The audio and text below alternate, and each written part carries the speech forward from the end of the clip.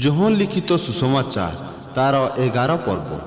ବେଥନିଆ ନିବାସୀ ଲାଜାର ନାମକ ଜଣେ ଲୋକ ପୀଡ଼ିତ ଥିଲେ। ମରିୟମ ଓ ତାଙ୍କ ଭଉଣୀ ମାର୍ଥା ସେହି ଗ୍ରାମର ଲୋକ। ଯେଉଁ ସ୍ତ୍ରୀ ଲୋକ ପ୍ରଭୁଙ୍କୁ ତେଲରେ ଅଭିଷେକ କରି ଆପଣା କେଶରେ ପାଦ ପୋଛିଦେଲେ, ସେ ଏହି ମରିୟମ।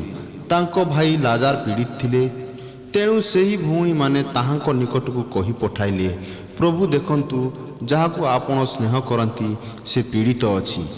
କିନ୍ତୁ ଯୀଶୁ ତାହା ଶୁଣି କହିଲେ, ଏହି ପୀଡ଼ା ମୃତ୍ୟୁ ନିମନ୍ତେ ନୁହେଁ, ମାତ୍ର ଈଶ୍ୱରଙ୍କ ଗୌରବ ନିମନ୍ତେ, ଯେପରି ତଦ୍ୱାରା ଈଶ୍ୱରଙ୍କ ପୁତ୍ର ଗୌରବ ପ୍ରାପ୍ତ ହୁଅନ୍ତି। ଯୀଶୁ ମାର୍ଥା ତାଙ୍କ ଭଉଣୀ ଓ ଲାଜାରଙ୍କୁ ସ୍ନେହ କରୁଥିଲେ। ଅତଏବ ସେ ପୀଡ଼ିତ ଅଛନ୍ତି ବୋଲି ଯେତେବେଳେ ସେ ଶୁଣିଲେ, ସେତେବେଳେ ସେ ଯେଉଁ ସ୍ଥାନରେ ଥିଲେ ସେହି ସ୍ଥାନରେ 2 ଦିନ ରହିଗଲେ। ତତ୍ପରେ ସେ ଶିଷ୍ୟମାନଙ୍କୁ କହିଲେ, ଚାଲ ଆମ୍ଭେମାନେ ପୁନର୍ବାର ଯିହୁଦା ପ୍ରଦେଶକୁ ଯିବା। ଶିଷ୍ୟମାନେ ତାହାଙ୍କୁ କହିଲେ, ହେ ଗୁରୁ, ଯିହୁଦୀମାନେ ଏବେ ଆପଣଙ୍କୁ ପଥର ଫୋପାଡ଼ିବାକୁ ଚେଷ୍ଟା କରୁଥିଲେ, ପୁଣି ଆପଣ ଆଉ ଥରେ ସେଠାକୁ ଯାଉଅଛନ୍ତି।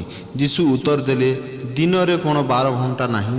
କେହି ଦିନରେ ଚାଲିଲେ ଝୁଣ୍ଟେ ନାହିଁ, କାରଣ ସେ ଏହି ଜଗତର ଜ୍ୟୋତି ଦେଖେ, କିନ୍ତୁ ରାତ୍ରିରେ ଚାଲିଲେ ସେ ଝୁଣ୍ଟେ, କାରଣ ତାହା ଅନ୍ତରରେ ଜ୍ୟୋତି ନାହିଁ। ସେ ଏ ସମସ୍ତ କଥା କହିଲା ଉତ୍ତାରେ ସେମାନଙ୍କୁ ଆହୁରି କହିଲେ, ଆମ୍ଭମାନଙ୍କ ବନ୍ଧୁ ଲାଜାର ନିଦ୍ରା ଯାଇଅଛନ୍ତି, କିନ୍ତୁ ତାଙ୍କୁ ନିଦ୍ରାରୁ ଉଠାଇବା ନିମନ୍ତେ ମୁଁ ଯାଉଅଛି।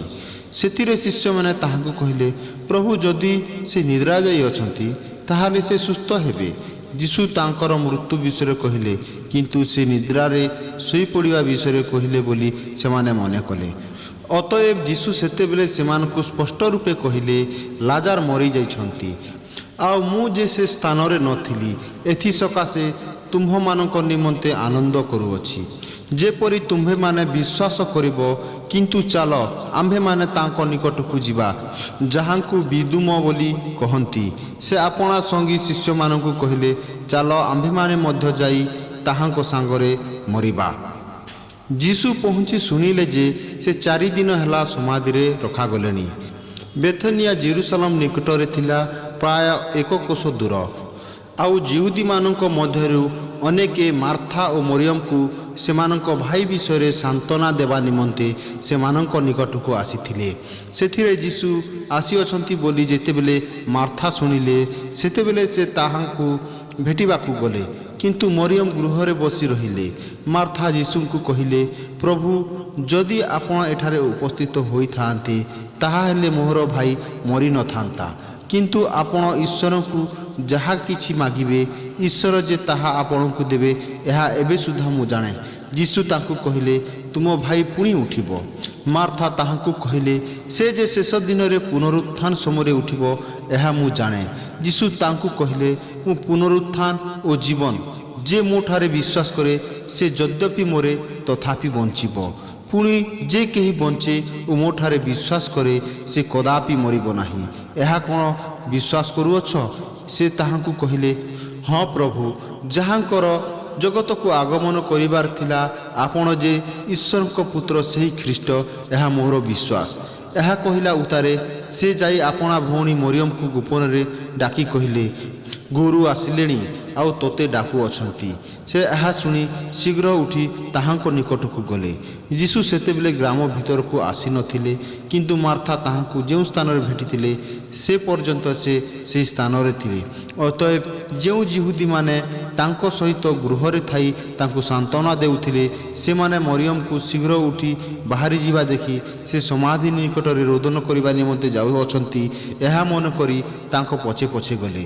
ସେଥିରେ ଯୀଶୁ ଯେଉଁ ସ୍ଥାନରେ ଥିଲେ, ମରିୟମ ସେହି ସ୍ଥାନରେ ଉପସ୍ଥିତ ହୋଇ ତାହାଙ୍କୁ ଦେଖି ତାହାଙ୍କର ଚରଣ ତଳେ ପଡ଼ି କହିଲେ, ପ୍ରଭୁ, ଯଦି ଆପଣ ଏଠାରେ ଉପସ୍ଥିତ ହୋଇଥାନ୍ତେ, ତାହେଲେ ମୋ ଭାଇ ମରିନଥାନ୍ତା। ଅତଏବ ଯୀଶୁ ତାଙ୍କୁ ଓ ତାଙ୍କ ସହିତ ଆସିଥିବା ଯିହୁଦୀମାନଙ୍କୁ ରୋଦନ କରୁଥିବା ଦେଖି ଆତ୍ମାରେ ଗଭୀର ଭାବେ ଆଲୋଡ଼ିତ ହେଲେ।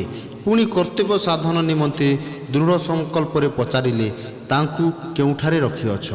ସେମାନେ ତାହାଙ୍କୁ କହିଲେ, ପ୍ରଭୁ, ଆସି ଦେଖନ୍ତୁ। ଯୀଶୁ କାନ୍ଦିଲେ। ସେଥିରେ ଯିହୁଦୀମାନେ କହିଲେ, ଦେଖ, ସେ ତାଙ୍କୁ କିପରି ସ୍ନେହ କରୁଥିଲେ। କିନ୍ତୁ ସେମାନଙ୍କ ମଧ୍ୟରେ କେହି କେହି କହିଲେ, ଏହି ଯେଉଁ ବ୍ୟକ୍ତି ସେହି ଅନ୍ଧର ଆଖି ଫିଟାଇଥିଲେ, ସେ କ'ଣ ଏହାର ମୃତ୍ୟୁ ମଧ୍ୟ ନିବାରଣ କରିପାରିନଥାନ୍ତେ? ସେଥିରେ ଯୀଶୁ ପୁନର୍ବାର ଅନ୍ତରରେ ବିରକ୍ତ ହୋଇ ସମାଧି ନିକଟକୁ ଆସିଲେ। ତାହା ଗୋଟିଏ ଗୁହା, ପୁଣି ତା ମୁହଁରେ ଗୋଟାଏ ପଥର ଥିଲା।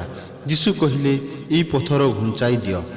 ମୃତ ବ୍ୟକ୍ତିଙ୍କ ଭଗ୍ନୀ ମାର୍ଥା ତାହାଙ୍କୁ କହିଲେ, ପ୍ରଭୁ, ସେ ବାସିଗଲାଣି, କାରଣ ସେ 4 ଦିନ ହେଲା ମଲାଣି। ଯୀଶୁ ତାଙ୍କୁ କହିଲେ, ଯଦି ତୁମେ ବିଶ୍ୱାସ କର, ତାହାହେଲେ ଈଶ୍ୱରଙ୍କ ମହିମା ଦେଖିବ। ଏହା କ'ଣ ମୁଁ ତୁମକୁ କହିଲି ନାହିଁ?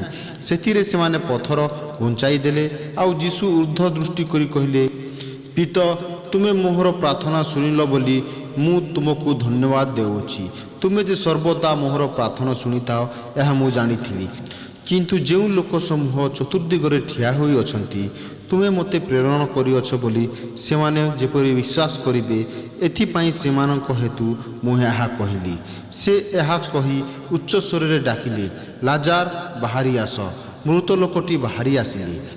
ତାଙ୍କ ହାତ ଓ ପାଦ ସମାଧି ବସ୍ତ୍ରରେ ବନ୍ଧା ହୋଇଥିଲା, ପୁଣି ତାଙ୍କ ମୁଖରେ ଖଣ୍ଡେ ଗାମୁଛା ଗୁଡ଼ା ହୋଇଥିଲା। ଯୀଶୁ ସେମାନଙ୍କୁ କହିଲେ, ଏହାଙ୍କ ବନ୍ଧନ ଫିଟାଇ ଚାଲିଯିବାକୁ ଦିଅ।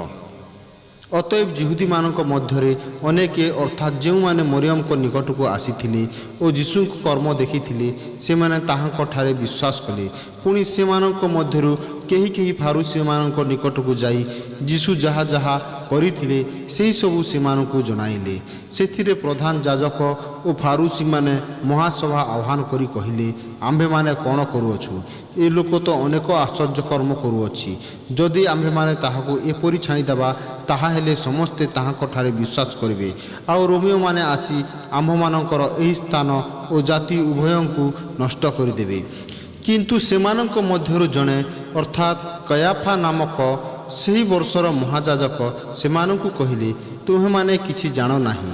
ସମୁଦାୟ ଜାତି ବିନଷ୍ଟ ନ ହୋଇ ଲୋକସାଧାରଣଙ୍କ ନିମନ୍ତେ ଜଣେ ଯେ ମରିବା ତୁମମାନଙ୍କ ପକ୍ଷରେ ମଙ୍ଗଳଜନକ, ଏହା ମଧ୍ୟ ତୁମେମାନେ ବିଚାର କରୁନାହଁ। ସେ ଆପଣାଠାରୁ ଏହା କହିଲେ ନାହିଁ, କିନ୍ତୁ ସେ ସେହି ବର୍ଷର ମହାଯାଜକ ଥିବାରୁ ଯୀଶୁ ଯେ ଜାତି ନିମନ୍ତେ, ଆଉ କେବଳ ସେହି ଜାତି ନିମନ୍ତେ ନୁହେଁ, ମାତ୍ର ଈଶ୍ୱରଙ୍କ ଛିନ୍ନ ଭିନ୍ନ ସନ୍ତାନମାନଙ୍କୁ ମଧ୍ୟ ସଂଗ୍ରହ କରି ଏକ କରିବା ନିମନ୍ତେ ମୃତ୍ୟୁଭୋଗ କରିବାକୁ ଯାଉଅଛନ୍ତି, ଏଥିସକାଶେ ଏହି ଭାବବାଣୀ କହିଲେ।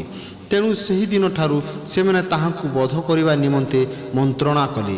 ଅତଏବ ଯୀଶୁ ଯିହୁଦୀମାନଙ୍କ ମଧ୍ୟରେ ଆଉ ପ୍ରକାଶରେ ଗମନାଗମନ କଲେ ନାହିଁ, କିନ୍ତୁ ସେ ସ୍ଥାନରୁ ବାହାରି ଯାଇ ପ୍ରାନ୍ତର ନିକଟରେ ଥିବା ଅଞ୍ଚଳର ଏଫ୍ରାଇମ୍ ନାମକ ଗୋଟିଏ ନଗରକୁ ପ୍ରସ୍ଥାନ କଲେ। ଆଉ ସେ ଶିଷ୍ୟମାନଙ୍କ ସହିତ ସେଠାରେ ରହିଲେ। ଯିହୁଦୀମାନଙ୍କର ନିସ୍ତାର ପର୍ବ ସନ୍ନିକଟ ଥିଲା। ପୁଣି ପଲ୍ଲୀ ଗ୍ରାମଗୁଡ଼ିକରୁ ଅନେକ ଆପଣା ଆପଣାକୁ ସୂଚୀ କରିବା ନିମନ୍ତେ ନିସ୍ତାର ପର୍ବ ପୂର୍ବେ ଜେରୁସାଲେମକୁ ଯାତ୍ରା କଲେ। ସେଥିରେ ସେମାନେ ଯୀଶୁଙ୍କର ଅନ୍ୱେଷଣ କରୁ କରୁ ମନ୍ଦିରରେ ଠିଆ ହୋଇଥିବା ସମୟରେ ପରସ୍ପର କହିବାକୁ ଲାଗିଲେ, ତୁମେମାନେ କ'ଣ ମନେ କରୁଅଛ, ସେ କି ପର୍ବକୁ ଆସିବେ ନାହିଁ? ପ୍ରଧାନ ଯାଜକ ଓ ଫାରୁସୀମାନେ ତାହାଙ୍କୁ ଧରିବା ଉଦ୍ଦେଶ୍ୟରେ ସେ କେଉଁଠାରେ ଅଛନ୍ତି, ଏହା ଯଦି କେହି ଜାଣେ, ତାହା ପ୍ରକାଶ କରିବାକୁ ଆଜ୍ଞା ଦେଇଥିଲେ।